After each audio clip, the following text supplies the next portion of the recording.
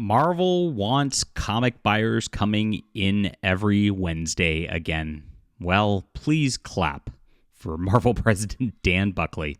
Dan, I've got some news for you. At this point, you need to just completely redo your lines, completely fire everybody involved, and do a 180. Oh, I would almost I hate reboots. I really do, but I'd do a Crisis on Infinite Marvel multiverses and just reset everything at this point, because it's such a train wreck. I don't think you can come back from it. Once you've opened the put a chick in it and make it gay and lame genie bottle, you can't really put it back in again unless you start over. That's where it's at this point. Now, we've been covering the problems in the comic industry for a long, long time here. And they're finally kind of admitting that there's cracks, that there's problems. I did my video yesterday showing Rich Johnston, who wrote this article also, was gaslighting me specifically about the problems in the comic industry. He wrote this article called Woke Bagels, as if that was just some sort of gotcha at me. He's in my comments on that video too. Hi, Rich, by the way. And so... ridiculous stuff. But they're not actually taking this to heart. They don't seem to be pushing towards actually caring about readers whatsoever in their actual works. And that's sad. But it's better room for me. I'm an independent comic creator, actually a #1 best-selling author and an award-winning comic creator. My name's John Delarose, and I'm glad to have you guys here. I would love for you to join my community and grab some of my comics on my web store here. There's a little something for everybody. And I think that you will really like this if you like the classic Marvel comics. Back when, Jim Shooter was editor-in-chief, and they had some sort of house style and sort of, standards to the way that stories were told. I actually have superheroes who fight and win, and it's all about the superheroics. You'll really, really love this. Check out my Flying Sparks, I would say. It is a great series. Of this 5 volumes, I had a wonderful guy who runs Cursova magazine, which is a Hugo Award-nominated science fiction and fantasy magazine, say this is the best superhero comic of the last 10 years. It really builds up over the whole series, so check the whole thing out. Thank you, guys. That link's in the description below. And there's a bunch of other comics, too, if you guys want to check those out, or if you've read those already and want to try some other things. Really appreciate you for the support. And that's what we're doing. We're building up something different, because even though Marvel says this, they don't seem to really want you back as customers. They seem to just want a different set of people to come in every Wednesdays, ones who have not been buying comics and ones who are not likely to buy comics. They have not been focused on superheroics whatsoever. We saw this other article the other day, I think it was from CBR, and that article was like, hey, this Slice of Life Trinity series, and if Trinity's like a Wonder Woman daughter or something that they're trying to put in now, and it's backup stories in Tom King's Wonder Woman. And it says, this is more of what we need in comics. And it's so boring.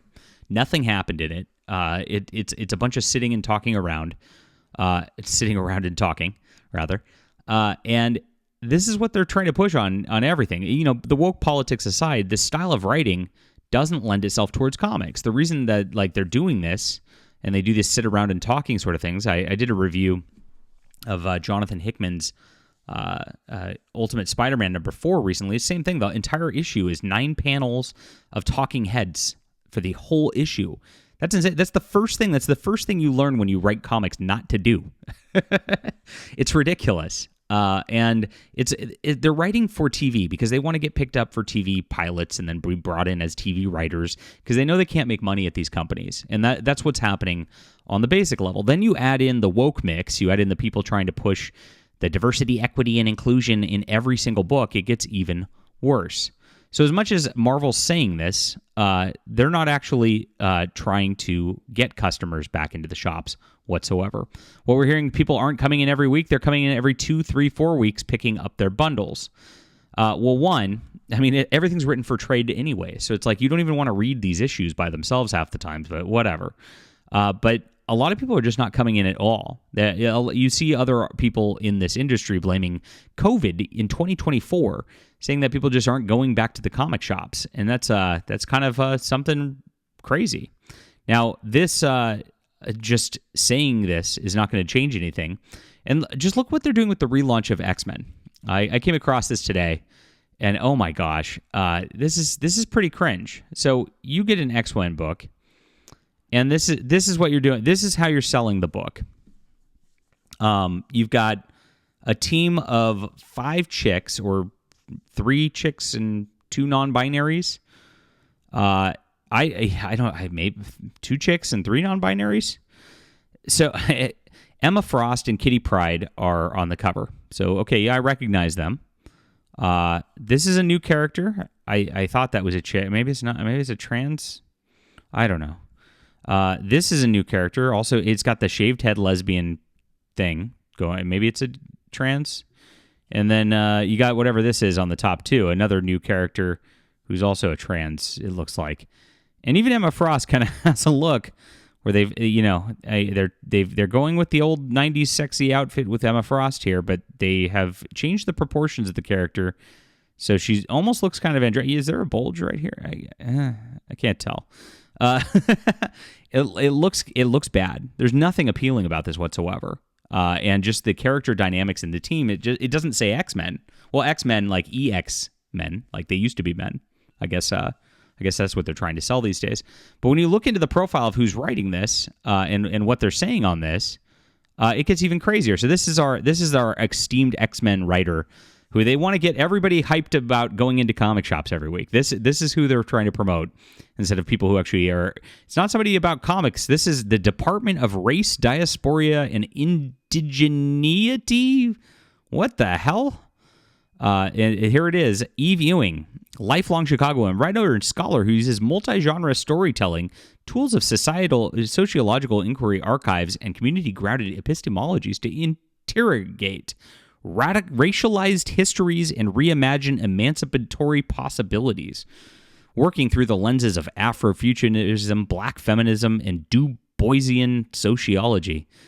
Professor Ewing attempts to situate cultural organizing, the praxis of care, and relational accountability for the foundations of her scholarship. As a former public school teacher, she's interested in the role of schools as a social institutions.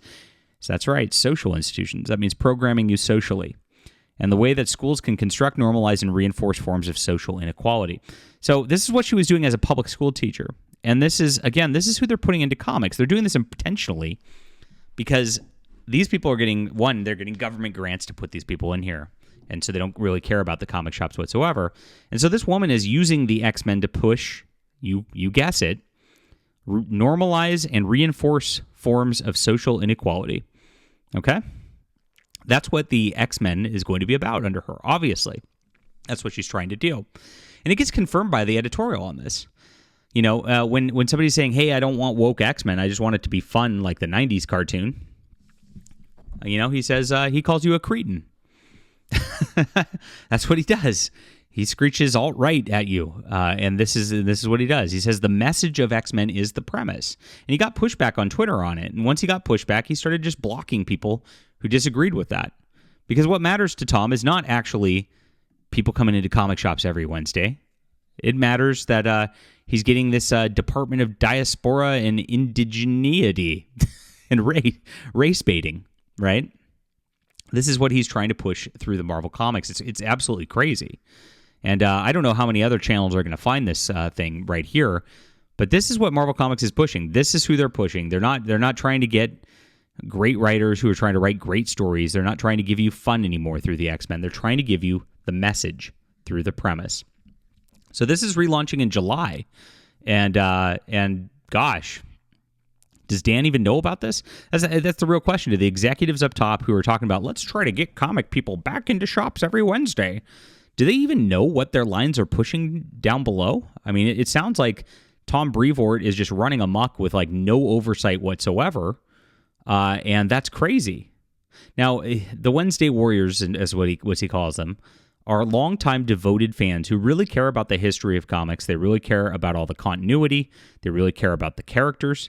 You need somebody writing these books to care about that first. Otherwise, you're never going to get these people back. It's going to be very, very hard as it is because you've already done things that are irreparable, like make Iceman gay, turn Thor into a woman these things are ridiculous. You can't come back from that without a hard reset and getting rid of all these people, getting rid of all the people who are race baiting, D.E.I, ESG, grifters out there, and restarting from scratch with people who actually love the medium. All right. Leave a comment down below with what you think about this. Hit that like and subscribe button. Make sure to go to my web store and grab some of my books. There's none of the D.E.I. in it. Just fun superhero action, just like you would have wanted from your Marvel comics. I guarantee you'll love it. And we'll be back soon.